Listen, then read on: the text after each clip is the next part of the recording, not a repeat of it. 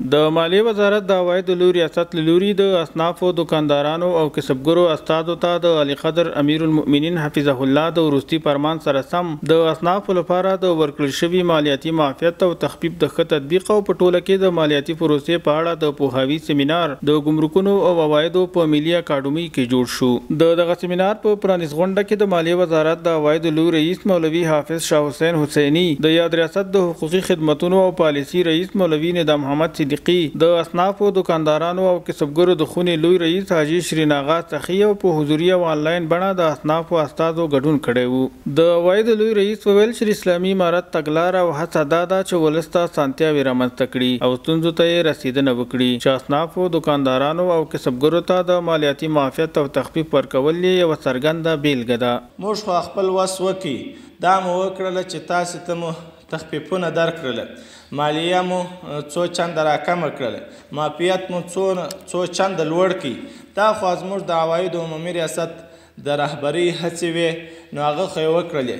ستاسو څخه مو غوښتنه دا ده چې اوس نو تاسې په تطبیق کې زموږ سره همکاري وکړي او زموږ چې کوم د ځینې مرکز ملګري دي یا د مستوفیت ملګري دي د هغو سره کومک وکړي او دا وکړي چې خپل ورونه، خپل قریبان، دوستان، خپل ملګري دې ته وهڅوئ چې نور نه دا مالیات موږ ته ښه په خوښي باندې او په ښه خوشحالي باندې دا مالیات موږ ته راکړي. د حقوقي خدمتونو او پالیسي رئیس وویل چې یاد سیمینار د مالیاتي معافیت او تخفیف په اړه د علي قدر امیر المؤمنین حفظه الله د وروستي فرمان د ښه تطبیق او په ټوله کې د یادې پروسې په تړاو د هر اړخیزو معلوماتو او لارښوونو په اړه جوړ شوی دی او په لړ کې به یې د اصنافو د استازو غوښتنې، پوښتنې او وړاندیزونه هم واورېدل شي. دغه ناستې او سیمینارونه او دغسې د افهام او تفهیم مجلسونه دا د اطاعت پذیري یا د اطاعت په لوړولو کې ډېره مثبت تاثیر اچوي، ځکه عدم اطاعت پذیري هغه وخت رامنځته کېږي چې یو څوک د خپلو مکلفیتونو څخه خبر نه وي، یو څوک د مالیاتو په اصل باندې خبر نه وي، نو کوشش کوي چې هغه په خپلو مالیاتو کې کتمان راولي. مالیاتي اداره بیا کوشش کوي چې د هغوی په عوایدو کې زیادت تثبیت کړي، نو تر مابین ځینې موضوعات رامنځته کېږي او خبره عدم اطاعت پذیري ته وځي. خو وخت چې داسې د افهام او تفهیم ناستې وي، نو بیا د دغه ناستو په وسیله سره موږ کولی سو چې هغه ابهام او پیچیدګي له منځه یوسو او خپله مالیه ورکوونکي اطاعت پذیري وشي او خپله مالیه په صحیح شکل سره مخته یوسي.